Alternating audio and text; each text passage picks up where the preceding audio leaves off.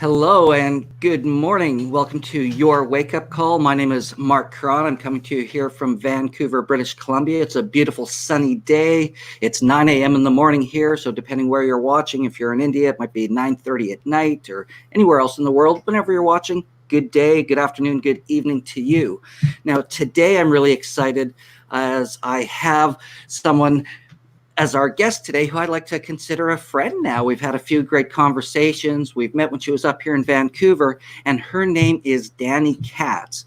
Now, Dani Katz, well, first of all, she is armed with a bold voice, a keen critical eye, and an expanded perspective. She's established her reputation as one of LA's edgiest literary talents while writing about art, sex, consciousness, wellness, spirituality, and transformational culture for the LA Weekly, back in its millennial heyday. She has since contributed to dozens of publications, including the LA Times, Vice, Teen Vogue, Swindle, LA Yoga, Whole Life magazines, and a whole bunch of other great stuff. In addition to her broad spectrum of formal studies and practical experience, including a master's degree in journalism, Dani has spent the past several years immersed in the study of quantum languaging and conscious communication. She's been researching and perfecting the myriad ways and whys and hows that language influences our every human experience. She is the author of Word Up, Little Languaging Hacks for Big Change, which is a timely collection of simple communication tweaks and tools with massive evolutionary implications that really every visionary change maker on the planet would be wise to read, grok, and integrate. Whatever grok means, we'll find out, and immediately. Now, this is one of the things that connected Dani and I when she came to Vancouver about a year or so ago, because I have a passion for transformational vocabulary and the power of our words and the influence that they have on our psychology, on our physiology, and just the world that we create. So I was really excited to have interviewed her for a Conscious Living radio program, and I'm really excited that she was able to join us this morning for a PMC Global show here, Your Wake Up Call. Dani, welcome back. It's always a pleasure to see you and speak with you. Thank you, Marc. Thanks so much for having me. Hey, it's my pleasure. And you're in Santa Fe, New Mexico today. I am in Santa Fe, New Mexico. There's been a lot of travel since last time I saw you. I'm really excited that this is being broadcast in India. I have such a soft spot in my heart for India, where I visited a few times. Nice. Me too. That's why I was really excited when I got involved with these folks. About a year ago, they asked me to speak at their Cosmic Reset in Virginia. I've never been to Virginia, so I was like, of course, I'll go speak anywhere when I get invited. And it was great. I met Pari, who was the organizer, and then her father, who's the pyramid meditation guru in India, who's built thousands of pyramids. They use pyramid meditation and pyramid power for the work that they do with ancient Indian, techniques and meditations and things of that nature. And he actually, Patrici gave me my spiritual name that weekend, which was Madhya, walker of the middle path, the golden path. So I was like, wow, that made sense and was kind of fitting for me, because I've been feeling, in my work over probably the past 5-6 years, this neutrality. And when he gave me that name, it was like amazing. So I was just excited to be part of it. And, then they invited me to do this show, and here we are today. And I wanted to share your work because, we're going through this really crazy time in the world. And I saw your passionate video this morning as I was getting ready, and just hearing what's happening just down in your neck of the woods in New Mexico, because, it's very different. And this is what I really want the world to wake up to, is really what's really happening in the world. I know you're doing some research for a new documentary with Judy as well. So I'm really curious to hear your perspective, what's going on, what you're seeing and experience, because just in your video today, talking about, what's going on, the numbers in Santa Fe and kind of the lies in the media and city council and things. And then here in Vancouver, you go out, it's almost like nothing's happening.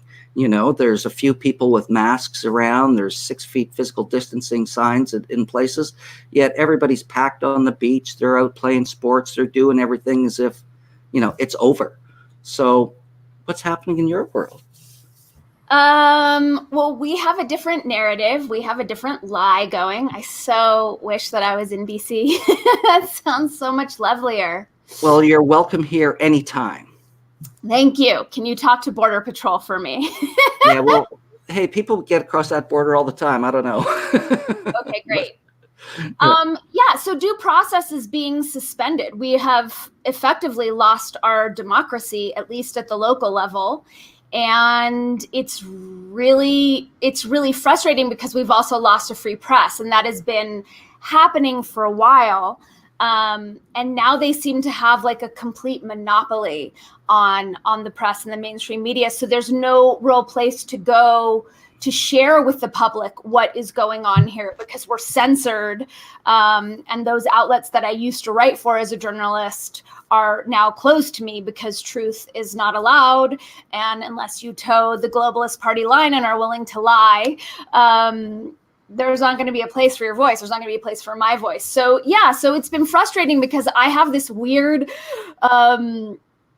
idealism that just doesn't go away. So as many like walls of corruption that I hit, I'm like, but justice will win out. And this is a constitutional republic and there must be a way. So I keep trying and I'm continue to be shocked at how many doors are closing. I find it interesting too, because you mentioned, Constitution, constitutional rights and things. And one of the most fundamental parts of the Constitution of the United States, and I'm not American, but is freedom of speech. Right. And I find that, in everything that's been happening the past 4 months, where we're seeing YouTube censorship, Facebook censorship, Twitter censorship everywhere. Now, hey, I don't support hate speech or, people talking stupid, yet there comes a point that free speech is still free speech. Right? Absolutely. Well, and also when we're talking about hate speech from the level of frequency and vibration, I remember after our election in 2016 was a bit volatile and it was kind of a thing. And we had people at that time calling the president a homophobe and a misogynist. And I was weighing in saying, this is hate speech. Like calling any name calling vibrates at the same frequency as what the powers that were like to put in these boxes called hate speech. But when we're otherizing other people and putting them in boxes with these names, that's all hate speech. And, hearing the way people are talking now, the way they wield these words anti-vaxxer or pro-Trumper or white supremacist, that's all hate speech.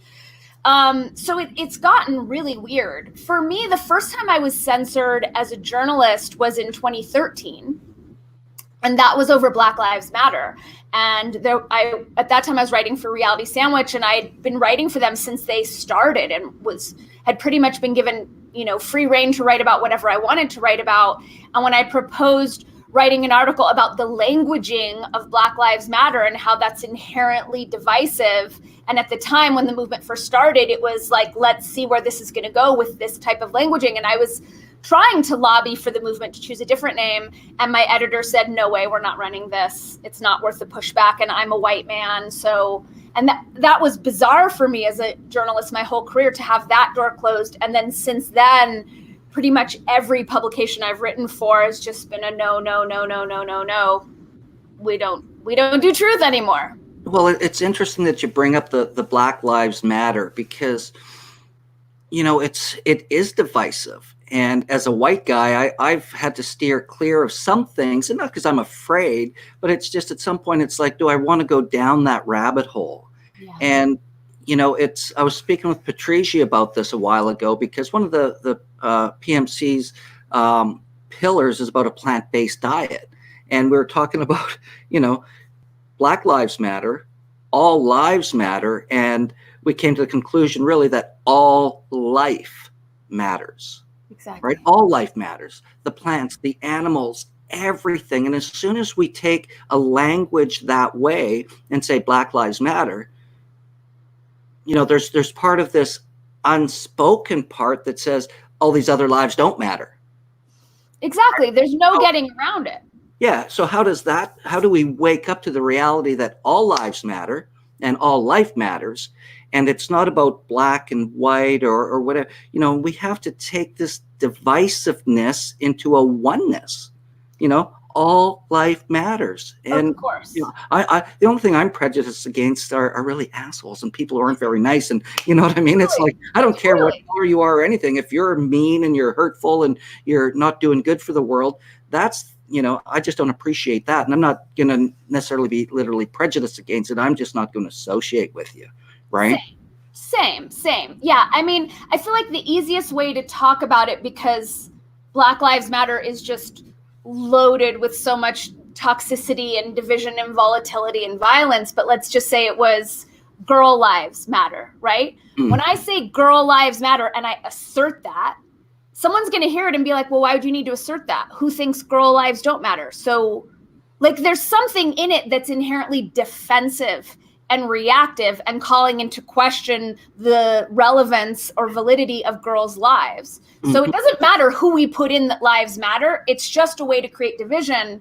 And yeah, it's really unfortunate the way that's sweeping through here. I'm guessing it's probably not as weird of a thing in BC, or is it? There's been some protests and some things going on with that. But, we're a multicultural nation, and we haven't had the history that the U.S. has had with slavery and all of those kinds of things from the Civil War and all the stuff that happened with you guys. And, it's just something, I grew up that way in a multicultural nation. We didn't think any different. And it's when you started learning and educating, see what was happening in the rest of the world, that implanted certain things from history in our thinking. Right. Well, and that was my experience. Like growing up 70s and 80s, we were super, my schools were all super diverse and super integrated, and none of it was a thing until like the 20 teens where it was engineered to become a thing. Mm-hmm. Yeah. Well, and then that's, we wake up to, again, the truth of what's happening in the world, from the coronavirus to, where do all those bricks come from in the middle of nowhere in city streets of the United States when they're inciting a riot? What the hell are all those people doing out there on the streets anyway if they're supposed to be locked down? Why are people getting arrested? How can George Floyd get killed and have a massive funeral? Nobody else can bury their family or their friends who pass away. And yet, in all those riots, how many people got killed, murdered, abused, damaged? Like I saw a couple defending their shop on a video, and they just got beat with 2x4s and things. And they were white folks getting beat by black people to boot, right? Like, to me, it's like there's such an element of nonsense, and I mean no sense, when you start using like a logical reasoning, what's happening in the world. So, that's why I love speaking to you about this, because it's like if we start taking a look at our language and interrupting people's language patterns, the first one I looked at was the social distancing. And I know you and I talked about this before. It's like social distancing. First off, social isn't a distance thing. Measurement, physical, is a distance thing. So why didn't they start? And these people, these media people and things, as you well know, they're not stupid. They've been manipulating us for decades, as long as we've had our television. Right. Social distancing, in my perception anyways, is to keep us apart and not talking and not connecting, versus physically distancing and just 6 feet apart. All of a sudden we don't talk. We don't start, hey, what's going on in your world? What's that? All of a sudden we're not going to put the pieces together. And 6 feet, we need farther than that anyways, if that's what they want. Well, I had heard, and I haven't checked this out, but that was some sort of arbitrary number pulled out by a children's science experiment. And then I've also heard, well, that's how they're training the surveillance state and the AI to be able to recognize us. I mean, the chaos is deliberate. It's not. Rational thinking and logic have gone out of vogue. And at this point, they're derided. And you look at the debates that we're having in this country, and ignorance is being lauded over like rational research. And that's where we get the term conspiracy theorists, right? Like people who do their research and are looking into what's going on and putting the pieces together are marginalized and derided as conspiracy theorists, where those who don't know what's going on and just parrot the mainstream media are considered, like the normal, respectable people. So we're elevating willful ignorance in this country. And blind acquiescence and obedience while our constitutional liberties are absolutely being destroyed. We're in the middle of a color war, like a color revolution. This is a coup that is going on. But the thing that's so weird is that the media having been so completely taken over from every, the internet and print media and radio and television, that it's crazy. I feel like I'm in the Twilight Zone every day. I'm the only one who I see without a mask. I'm treated like a walking infection.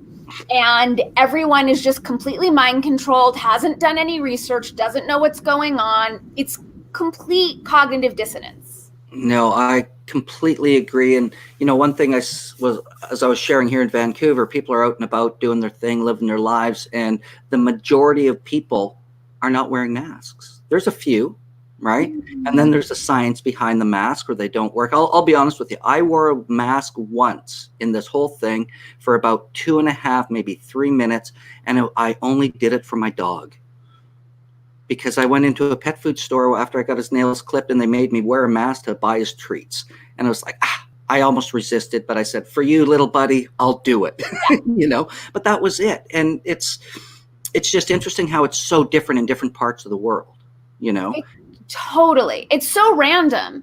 And are you open to a languaging hack? Always. Okay, great. From you, Dani Katz, anytime. Thanks. So one thing that I've heard, and I hear myself saying this, is I put on a mask because they made me. And what's really important right now is that we maintain our sovereignty and our empowerment, regardless of what the powers that were are attempting to impose. So you chose to wear a mask. Yes, I did. Because you were prioritizing getting your dog's food over, the inconvenience of going somewhere else. So it's really important that we continue to language our choices as choices and to not give our power away to they made me or they won't let me, because every time we do that, we're chipping it away at our own sovereignty and our own empowerment, which is ours and is untouchable. They cannot take that from us. And it's thank you for pointing that out, because it is true. I did make a conscious choice because I stopped and I thought about it, and it's like, and I looked at my little pal and I said, for you, buddy, okay, but it's true. And it's because I didn't just like, oh my God, you're forcing me and I have to. I did make that choice. So thank you for that hack, because I think it's important that anybody watching this, hear their language too, when we start thinking, about making to or having to.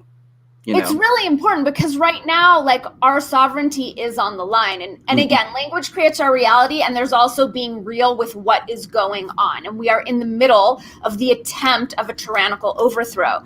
So it's very, very important that we don't give them our sovereignty and that we don't give our empowerment. And when we choose to acquiesce, it's because we are choosing that of our own volition. So now when you talk about this overthrow, I have a question for you. And it's kind of throws it out of left field a little bit because it's something that's going on in the world that people are talking about. What's your take on the royal family and this new king? You know anything about that?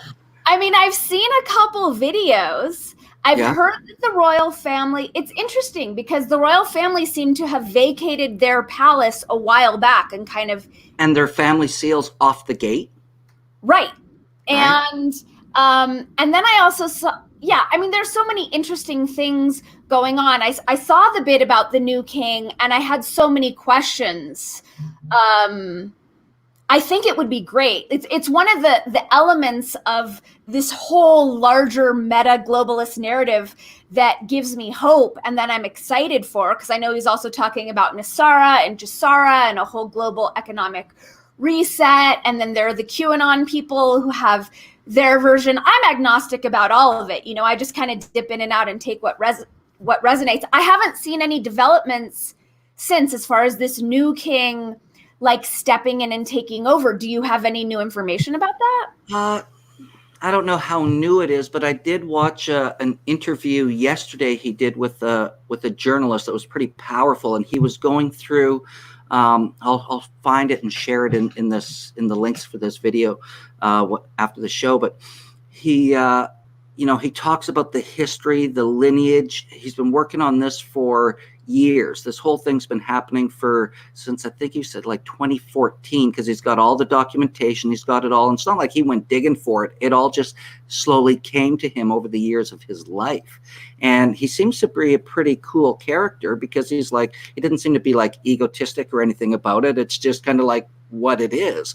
But as he was saying, he sent everything, all the documents, all these legal things that he was doing to all the world leaders and presidents and, leaders of the state, the Pope. You don't see him around anymore. There's, he talks about the biggest lies of the Catholic Church and these things that when it comes out, and, people are going to be floored, because it's going to shatter the belief systems people have, built their life on.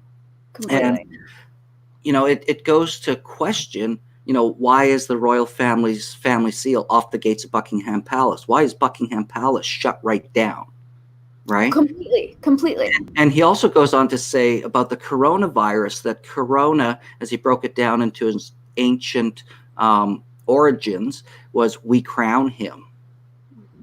Right? And he is of the blood lineage of Christ, actually, from where it all happens. And that since the early 1800s, the royal family was actually bankrupt after the Battle of Waterloo, and the Rothschilds bailed them out for breeding rights, is what he was saying, of the royal family. And then they started going through all these lineage, all these czars and everything, all Rothschilds. Right, Winston Churchill and all these people who are all involved in this kind of, he says, the biggest coup in the history of mankind, that when it all gets told, which is coming soon, I thought was really quite fascinating. But it just goes on to show that, first off, I've kind of learned in my life that nothing is a coincidence. Mm-hmm. Right. And there's a lot of people out there who are naysaying, and they even, poke us awake people and spiritual people for, kind of living with pie in the sky ideas. But I can't believe that all of these things happening in the world today at this time are just a coincidence. And if they are, then to me, it has to be a very divine one. For sure. And that, for me, that was one of the most interesting parts about this new king story, was all these mystical synchronicities that are just inexplicable from a 3D paradigm. It makes it clear, if what he's saying is true, that this is so much larger, and it definitely speaks to a larger intelligence and order at play, which feels great to me amidst so much chaos. I was curious to know, and I'm not sure if you know this, but he'd mentioned that he couldn't get a job for 30 years, that he was sort of like blacklisted. Do you know what that was about? He did talk about it, where what was really interesting, because he was of the lineage of, I'm actually putting the link into the comments down here, this video, if I can get it in there. And he has such a stately demeanor naturally. Yeah. Like from an authentic place. Yeah, he was the descendant of, who was it? It was a pretty famous guy a number of years ago. It slips my mind at this moment, but he talks about how when he was homeless, he went into this cave, and he lived there for 112 days or something, which was the same cave Oliver Cromwell, I believe it was. Same cave he was in, described it. And at the same time, like, there's all these synchronicities. Yeah. And then he goes through the history of the Bible and the Revelations and everything that they're talking about, end of times, and how these are all the predictions that are happening. He broke down codes and years, and it was just like a pretty fascinating, statement nonetheless, for sure. Yeah. So it makes me wonder, because there's all of these things going on in the world today that people just don't know what to believe. And we speak about cognitive dissonance, right? How long is it going to take before people really start wising up? And one thing I find really interesting is there are people, people are changing their minds and their attitudes as they kind of see more or learn more. And, I saw a speech from President Trump one day, and I just love some of the stuff he says and does, man. But the way the way he just slammed mainstream media like CNN and all these guys. It's, if you've got the president of the United States standing up, being bold enough to tell you that all of this stuff is BS and lying to you and been doing it for decades, there's like, come on, he's not an idiot. He's just not, right? No, but Trump derangement syndrome is a very real disease or pathology. And the way that the mainstream media has gone after him. And I don't know if you saw the Project Veritas videos where they had an ABC News producer saying on camera, yeah, we never report anything good that he does. Our only goal is to take him down. And so it's nuts how effective it's been in delegitimizing anything good that he's done or any truth that he shares. Mm-hmm. So, I mean, again, the cognitive dissonance in living in this country right now is crazy. And like with QAnon, with the royal family and the new king and all of it, I'm Trump agnostic. I'm a fan of the good things he does. I'm critical of the things that don't seem on the up and up to me. Mm-hmm. I'm just very neutral about it. And when I mention him to people, I mean, they will go apoplectic. They will just like completely lose their center in an instant and start freaking out and talking about things that we're not talking about and going off the rails. And it's all of these like mind viruses coming through the media are really powerful, terrifying, fascinating to study. I'm always trying to hack them and figure out ways to dismantle them. Well, it's that whole fear thing, right? We are so controlled by fear and that primal monkey mind to survive.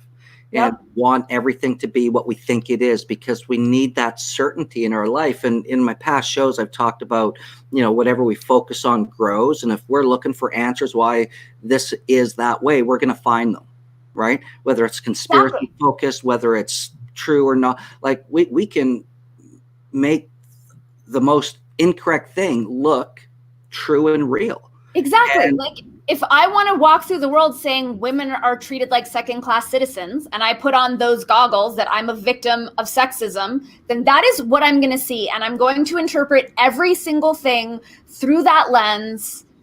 That's going to be my reality. And that doesn't sound super fun to me. No. I always look for, the good in things. And, even if things aren't great necessarily in its moments, I'm still grateful for the lessons, the experience, knowing that this is exactly as it should be. What am I here to learn from this? How do I make it better? How do I serve? How do I, give hope to those, inspire those others who may not have that? And it's one of the things I learned in my Tony Robbins world that, we need to be flexible. And we need to be open-minded, and we need to make sure that, we're working towards the outcome based on who we are and what we want and what we believe in versus running around in fear. And, this is the biggest virus around right now is the fear virus. And if it's not Corona, it's something else. Like how we don't talk about, I wonder how many deaths we saved by people not driving in their cars as much in the past 4 months. Have you heard about how many children's lives have been saved because they can't show up for their vaccinations because of this? And all these, like the infant death rate has plummeted during coronavirus. Yeah, there's a lot of advantages to what's going on. I think, Mother Earth, our planet is, I think, just saying, thank you. Thank you for the breath of fresh air. There's less pollution. I don't live too far from the airport here, and there's not a lot of planes flying, right? Nice. And the planet, we said this, a month after it all started, just sitting out on our patio outside, it's like the air's cleaner, it's quieter, there's a stillness. And this is, I think, what happens with people is we're so busy on that hamster wheel in this Western world. Go, go, go, do, achieve, achieve, achieve. And then all of a sudden you get locked up at home with your wife, your family, your kids, or maybe by yourself. And you're kind of forced into this, almost this internal world, and if you're going to be stuck on CNN, watching all the disaster news and all of that sort of stuff, that's going to form your world as well. But it's when, these things come up, it might be relationship stuff, it might be health stuff, whatever it is, we now have this time to slow down and go inside. And most people aren't used to that. Completely. And I think it's interesting that this is happening to most of the world. Obviously, you guys aren't as dealing it to the extent that we are, but everyone is dealing with it to some extent. So there's such a unifying thread that's coming through this. And like you, I'm similar. I know that the universe is converging for me. It is happening on my behalf. Every single experience that I manifest is for my growth. So one of the best things that I've gotten from this is these quantum leaps in emotional mastery, because I can be very volatile. And when I go to stores and people are alleging to tell me what to do with my sovereign being, there's the, impetus to lash out. And what I'm learning from this is to be way more compassionate, to meet people where they're at. I'm working with a couple different groups here in New Mexico of people who are unwilling to kneel for the sham and are taking different actions to, liberate our city. And what's interesting, we are all, the rebels. We're the most sovereign, where they don't tell us what to do. And now we're being forced to collaborate. And we're the most rascally, loudmouth, rabble-rousery. And it's so funny to see no, we have to learn how to work together right now. So in terms of emotional mastery, I feel like it's very rich material right now. Oh, absolutely. And I think one of the big lessons that we really need to learn too is, and I'm sure you've experienced this, and I know I had some friends actually going through some stuff this weekend, just because of, their Facebook posts and the things they're sharing and the division that it's happening. Like, you've been friends for years, and then all of a sudden you have a different opinion, and now you're getting literally lambasted with literally hate talk on your wall in a way that is, my belief system and the way I see it is that they're looking for that certainty. So they need to be firm in their beliefs, and anything outside of that rocks their world. And it's like, oh no, that can't be true. And I think you're talking about that in your talk this morning, right? And some of the things that you said, it's like, as soon as it's, different or whatever that is, there's, we're looking for that certainty, and we want to be right knowing what we know, because we don't, right? It's very destabilizing. Absolutely. If just what you were talking about the king and the royal family, and that is one tiny element of this larger meta narrative that really doesn't have anything to do with coronavirus, right? That's just something that was shoved in Club of Rome style to distract us and let them do this stuff. But just take that new king piece. That right there unravels everything we thought we knew and could depend on about our world and how it works. And now we have about 20 of those up in the air. So I understand people's fear. I have compassion for how tightly they're clinging to their outdated, illogical worldviews that no longer stand up. And I find the hate that's being slung extremely disturbing. It's so harmful. And there's the stuff that's lobbed at me, and I have my own experience of it, but just seeing that it's out there and how willingly people are dehumanizing one another and just saying the most hateful things, like wishing harm and wishing ill will. To me, that's literally the scariest thing about what's going on, is just seeing how quickly people are turning on one another. And I've had a couple friends lash out at me really viciously on social media. And when that happens, I immediately pick up the phone. And I'm like, let me remind you that you love me and we are friends. And if there's something you want to talk about, let's have a conversation. But we are going to do it from love and respect and friendship. Yeah, I love it. And such a great message right now, because, love is the antidote to fear, right? Appreciation, respect. And some people, they have a hard time believing the concept of, well, we can agree to disagree. Right. Exactly. And people that just frazzle all their circuits. It's like, huh? It's a paradox. How can we agree to disagree? It's called tolerance. And that's what's so interesting, because I was in, when I went to see you and do my workshops in Canada last year, I drove up through Portland and through Seattle. And the propaganda is very thick there, which is why it's not a surprise that that's where, Black Lives Matter has its sort of stake in the ground. But there were all these signs up in various stores and shops, like no bigots allowed. We're anti-bigotry, but this intolerance for people who have different belief systems is the definition of bigotry. Like, okay, well, what if I don't feel aligned with Black Lives Matter? If we don't feel aligned with where that funding is going and the mission statement of defunding the police, and that intolerance for me and that urge to cancel me is the very essence of bigotry. Yeah. Well, just defunding the police, you're just talking about that's just makes that's again, nonsense, no sense at all.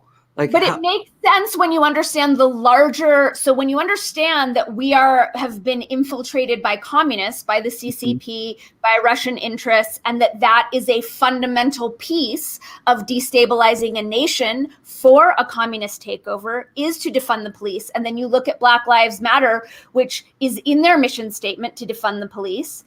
Their ideological hero, Assata Shakur, is a Marxist, right? You look at what's coming in, in the United States through AOC and the democratic socialism movement, all of which is being funded by George Soros, Open Society. It makes total sense. But when you look at it, honestly, and you think, okay, well, 40 million Americans just lost their jobs. Businesses are closing by the second. We're about to see a massive increase in poverty and crime. Plus you're releasing tens of thousands of prisoners. And now you want to defund the police? Yeah, it doesn't seem to make sense if you're coming from like good-heartedness and goodwill and thinking that the people in charge have our backs. Then it doesn't make sense. But when you understand that it's all a sham and a lie and there are all these gross things going on and we're in the middle of a color revolution, it makes total sense. Yeah. But you say that and you're deplatformed and you're a crazy person. Well, I think it's going to be really interesting to see what happens in the next few months. Election time coming up in the U.S. There's so many interesting things happening in the world. And, one of the things that I found really worked for me in all of this, and even before this happened, it's kind of just life in general. And it's really about being present to the moment and living in the now. If we think about 150 years ago, and I'm going back that far because 100 years ago things started changing, but it took forever for a letter to get from Europe to North America. There was no instant communication where, like here, you and I, we're talking, you're in Santa Fe, I'm in Vancouver, we're talking real time, broadcasting to the world in real time like that, right? Yet when we sit here in this moment and you turn off your phones, your computers, and you just be, the only thing that exists is here and now. Mm-hmm. And when we put our focus, our attention, and our energy on something that is happening elsewhere in the world, whatever that is, if you didn't know and have all of this information coming into you, all you have is here and now. You wouldn't know any different. You wouldn't be thinking of a coronavirus. You wouldn't be thinking of politics. You wouldn't be thinking of any of that because you'd just be going around doing your business, doing whatever it is you do, living your life here and now in the moment. Right. Yeah. And to me, that's a practice. Completely. Radical presence. When I find myself going into fear, and the fear that has come up for me is never about a virus. It's about losing my liberties. Well, whenever that fear comes up, it's just getting really present, going outside, being in my hammock, connecting with my tree, Freddie Mercury, who is my best friend in the world. Freddie Mercury. Well, come by to my place, man. We're surrounded by big, beautiful old oak trees and things. It's gorgeous right here in our neighborhood. To talk Careful, about trees. I'm going to be knocking on your door. This is happening. Door is always open. Thank you. Yeah, absolutely. But yeah, radical presence is where everything's safe, everything makes sense, it's all in harmony, and then just seeing how much of this is a psyop, how much of this even is real, because when I shut down my computer, my life is pretty good. Yeah, exactly. And that's what I'm saying. I can go out in the yard, I can walk in the neighborhood, I can go to the beach. It's a very, very different thing when you just remain present. Yeah. And mindful and also compassionate, considerate, because there are some people, if you're too close, man, they back off. They 6 feet. Off. And I honor that, and I honor where people are at. And at the same time, like, it's frustrating because that fear is so manipulated. Mm-hmm. I was at the park last week and I saw a woman and her 2 children, and I smiled at them, and she could not get her mask on or her kid's mask on fast enough while glaring at me. And so like that erosion of the social fabric that I'm witnessing now happening at warp speed it's a little heavy on my heart. It's concerned for us. Yeah, it's tough because depending on how this all pans out in the end, what's next? Are we going to be a society that's 6 feet apart from each other for the rest of our lives, that wear masks and don't communicate because we're afraid? No. I don't think. And this is a piece another languaging piece that I'm really, really adamant about is when I hear the phrase, the new normal, I correct that so fast. This is a temporary anomaly. There is nothing normal about this, and we're done. And this is done when we say it's done. And we have a society of people who have given their power away, and they're waiting for permission from their so-called authorities who they think care about them to tell them that they can go back to normal. We decide we can shut this down right now. Mm-hmm. We really can. And I'm so excited for people to get that and do that. And for anyone watching, thank you for pushing back on that phrase, the new normal. Like, there's nothing normal about this. Don't sign on to that. Well, and even just the word normal, like, I don't mean to be insulting to anybody who had a normal life before all this happened, but there's no normal. Like, what's normal? And isn't kind of normal boring? And that's when you're stuck working the Monday to Friday, the 9 to 5 on the hamster wheel. You're stuck in front of the TV watching the same programs all the time. Is that normal for so many, Westerners or, people of, that live this life? And then all of a sudden everything shuts down. You're stuck at home. Yeah. Right. And now you're waiting for normal to come back.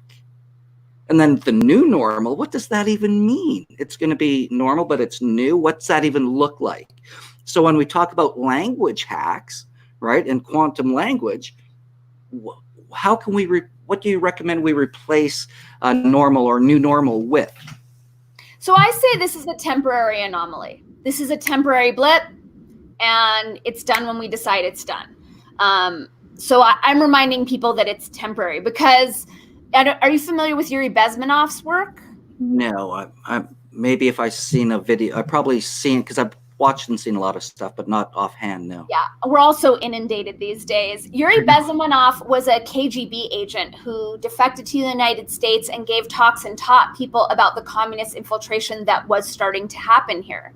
And so he breaks ideological subversion down into 4 stages. And normalization is the 4th and final stage before you're completely taken over. So the 3rd stage is crisis. So this coronavirus acts, it serves so many functions for so many nefarious agendas.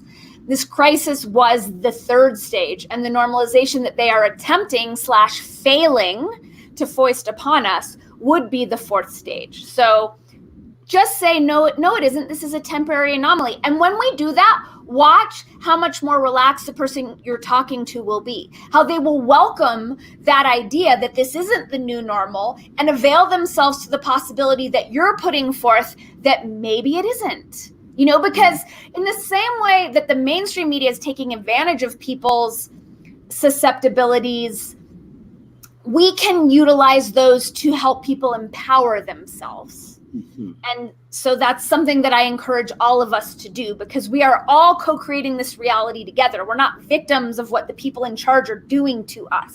So that's a place where we can really empower ourselves by just correcting that simple statement. This is absolutely not the new normal. This is a temporary anomaly.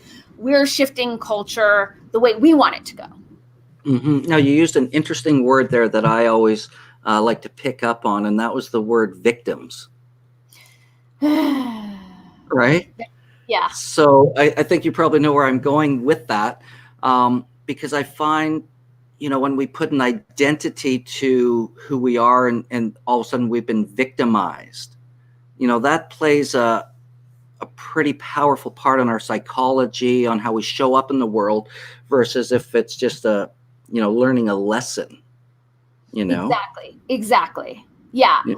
It's really unfortunate to see how the victim narrative has taken over culture and how victimhood has been lauded. And now we have people fighting to be the biggest victim as though there's any value in that prize. You know, Mm-hmm. being the biggest victim means just having an excuse for living a small life. And okay, that's a great concept that you have that excuse, but is it fun to live a small life? Like, are you enjoying that? In my personal experience, it's way more fun to empower myself and rock my life the way that I choose to. Yeah. Well, you know, these are people who need certainty over variety and adventure, and they need to be safe. You know, I was in a relationship for 12 years and she was a great gal, but her world was this small because anybody who, you know, opposed anything that she thought, she couldn't handle that. And she was a pretty powerful and pretty strong woman. Yet, you know, she didn't want to let anybody in who might change her narrative of her world. You know, it was 12 years. You know, 12 years. Yeah, well, it was an on and off thing, right?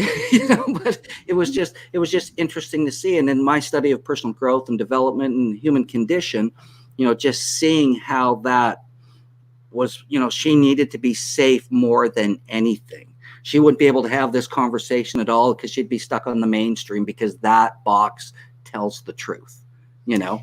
And it was just, you know, yeah, that's why that didn't last over time. But it was just one of those things where you can see how people get stuck because they need to be so certain that this is what is normal, this is what's safe, this is what is, and anything outside of that. And this is where growth and expansion happens, is outside of our comfort zone.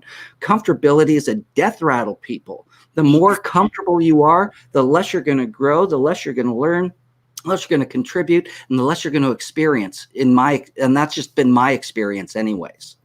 100%. We have to be in that, oh, I'm kind of nervous area. And this is something that I talk to clients about when we're playing with languaging hacks, and when it's like, oh, it's scary to say that, you know, I'm paid well and often for being me. And I'm like, good. You want it to be scary. That's the place where you're going to shift your belief systems and you're actually going to change your reality. And this illusion of safety, this is not a safe realm. No other species on this planet has safety, including us. That's just not ever going to happen in this quest to make us more and more safe. Like I see it in the, you know, in the conversation between the sexes and gender, and, you know, like, you know, I had a date, this was a couple of years ago, but someone was like, may I have permission to touch your shoulder? And I was like, don't ever ask me that again. Like, the whole excitement between the sexes is it's not safe. And I understand, like, that's my own personal preference, and some people like that. Well, but yeah, go ahead. There's no sexual polarity if there isn't some fear and that nervousness. That's what drives us, that sort of unresolvable fear, tension. Like, that is what makes this reality. That's where creativity comes from. And every amazing book and every amazing song, you know, whoever wrote that had to deal with some level of fear to go to the place in the unknown to channel that amazingness. And, you know, anytime you fall in love, that is terror that you're feeling. This is not a safe realm. That's not going to happen. And any attempt to make itself just further distorts us and distorts our reality and makes it weirder and weirder. Yeah, no, I completely agree. And when you mentioned about, you know, the consent and the touching, it's really interesting because with the Me Too movement that's been going on, and then, you know, conscious relating and everything that's happening. And it's funny because you're like, don't ever ask me that again. And I know another woman too. She's like, if you're going to kiss me, you just better kiss me and not ask me. Right, and I'm like, and then I know it. some other women, it's like, don't you dare touch me. If you did, like, all of a sudden, you know, and I'm a leader in community, so I have to be really careful because there's a lot of sexual vampirism and predatorism. And so that's totally one of my rules in that sense when it comes down to, you know, attendees and things that, you know, I'm here to provide a safe, sacred space for the divine feminine in all people. And when that happens, women shine and glow. And, you know, but I'm still not going to go bust a move or do anything like that in that sense. Because everything we talk about and some of the stuff we do is about consent, and, you know, but it's so different what people want. And then now guys are kind of like, what do I, you know, we're stuck in this place. What do I do? Where normally you would just do it, you know, but now you'll get slapped or sued or, you know, who knows what. Yeah, right? I mean, that whole conversation is crazy. And I watched the Me Too thing, again, super manipulated, super engineered, this attempt to squelch men's authentic, healthy, evolved masculine expression. And you look at the larger, you look at what's going on with Me Too and you look at going on with Black Lives Matter, it's the same thing. It's like hysterical emotional overreaction, which is the feminine shadow, bullying the healthy masculine. And unfortunately, with cancel culture, like, I get why men are being quiet to an extent. I understand, because people's reputations and livelihoods are on the line. And I watch this happening because I've been tracking this whole, globalist agenda story for 20 years.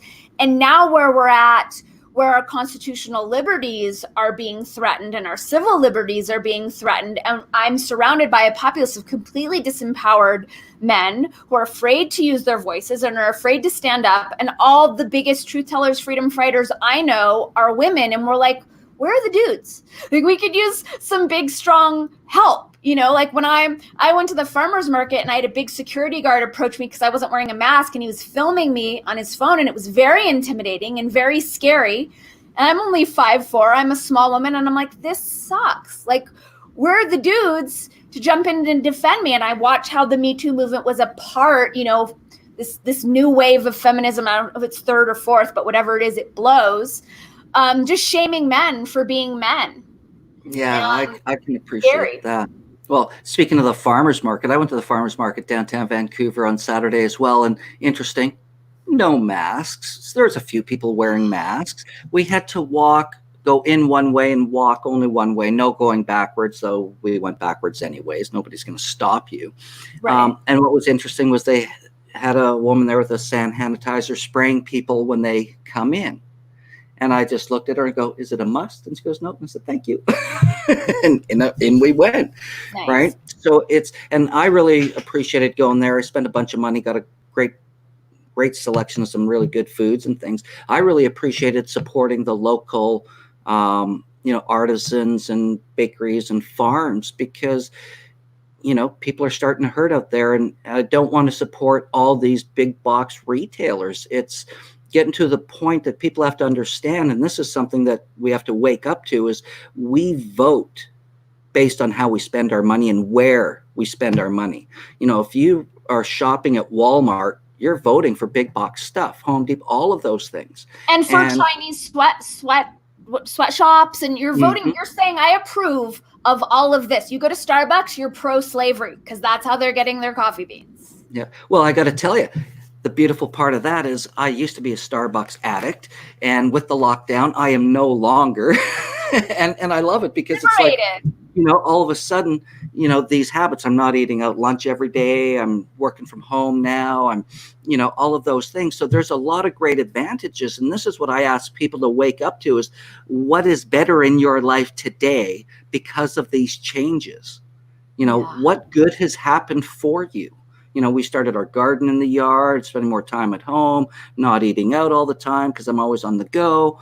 And I've got this groundedness in my home, and what is that for other people? I've started live streaming. We're doing sound healings. We're doing all sorts of stuff, live stream, taking advantage to learn and grow, and even to relax and take some downtime, because I've always been so go, go, go. All of a sudden it's like, I'm enjoying just being and not always being driven by having to do, even though my beingness is a doing thing anyways.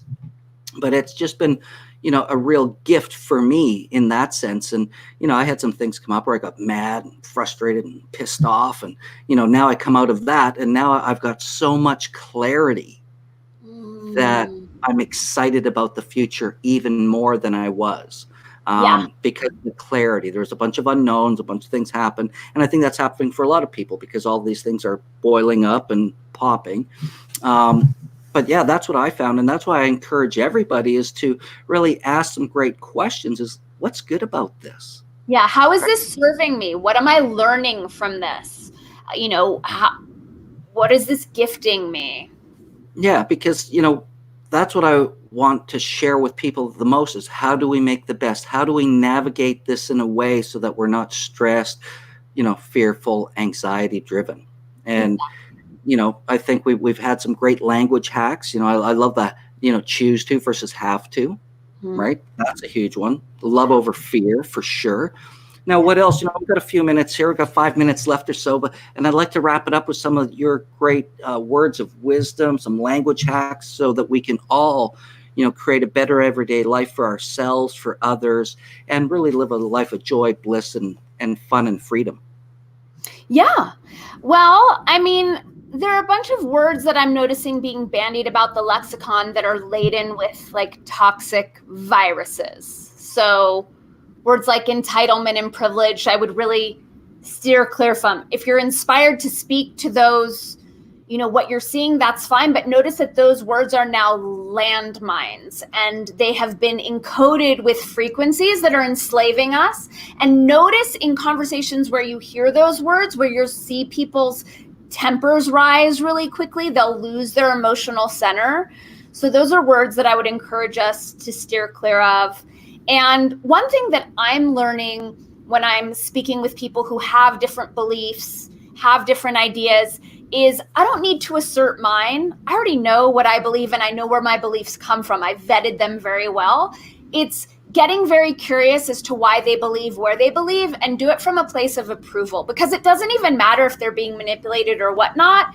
They believe it, and they're a person, and that's, that is their perspective. So it's coming from a place of honoring them and just wanting to understand and get more information. And this has been so helpful in, I was in a really tense conversation with someone who was lobbying for the extinction, not only me, but my entire genetic lineage. It was so extreme. And I just got really curious and was poking at, okay, well, I'm just curious why you think this.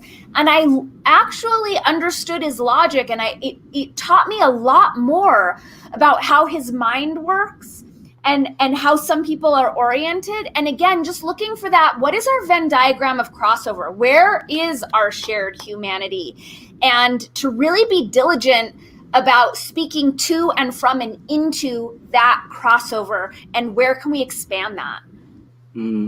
Beautifully said.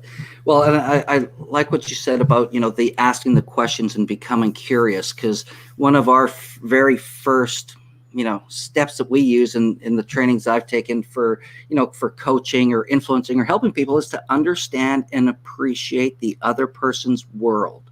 Yes. It's not to look at it from our perspective. And even if you want to influence someone, you have to influence them with what influences them, not what influences you.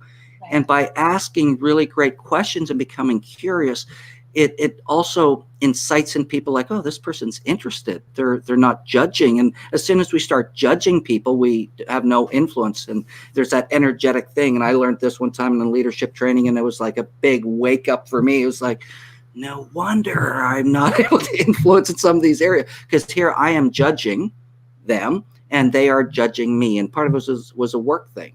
And I realized, well, no wonder we're butting heads, because we're both judging each other. We're not accepting, appreciating, and understanding and looking to our common goal. We both wanted to be right. We wanted to be better. It's like, I'm going to tell you, and I'm going to tell you, and well, I've got power and status, and it was just a ridiculous thing, but it just made sense. And that's why I love what you said. It's just really become curious of what's going on for other people. Yeah, exactly. Yeah. And one other languaging hack that I would love to share is to steer clear of fighting for anything. Mm-hmm. Fighting for equality, fighting for liberty, fighting for our constitutional rights. Even the people that I'm collaborating with right now, we're not fighting for anything. We're standing for truth. We're standing for justice. We're standing for unity. We don't have to fight for things that are unquestionable no-does. And I don't want to fight, No. I'm standing in the loveliness, truth, and love. I love how you bring that up, because just, the picture that you're fighting, right? And that's, as soon as you start fighting, there's a winner, there's a loser, Exactly. And we're just in that conflict, warring energy. It's like a tree isn't fighting for, air or dirt or carbon dioxide. It's just being in it. Exactly. Yeah, I love it. Wow. Well, Dani, it's always a pleasure to speak with you. I'm always inspired. I feel like we could talk forever about all sorts of different things. Always a pleasure to have you on whatever program I'm doing at the time. And thank you so much for joining us. Is there any other thing you'd like us to know before we sign off in terms of your world, your vision for the world, your hopes, dreams, aspirations? I'm excited for people to know their power, and to really stand in their empowerment and in their sovereignty, and to know that we are co-creating this world. We are not victims of how the world happens to shape itself. We are active participants. So start visioning the world as you want it to be. Feel into the future that you're choosing to create. How do you want your life and world to be 6 months from now, a year from now, 5 years from now? And stay connected to that vision and live into that and take action from those future visions. Beautifully said. Well, again, thank you so much. I look forward to seeing more of your videos as you move through. You can see Dani Katz. You can check out her website, danikatz.com. She's got a YouTube channel. Check out her little cartoons and things. They're cute and charming and inspiring. I just love your work, Dani. It's always a pleasure. Thank you, Mark. Thank you so much for having me. It's always fun to drop in. I look forward to seeing you here at the door. All right. Take care, everyone. Thanks for tuning in. We'll see you again next week. That's your wake-up call.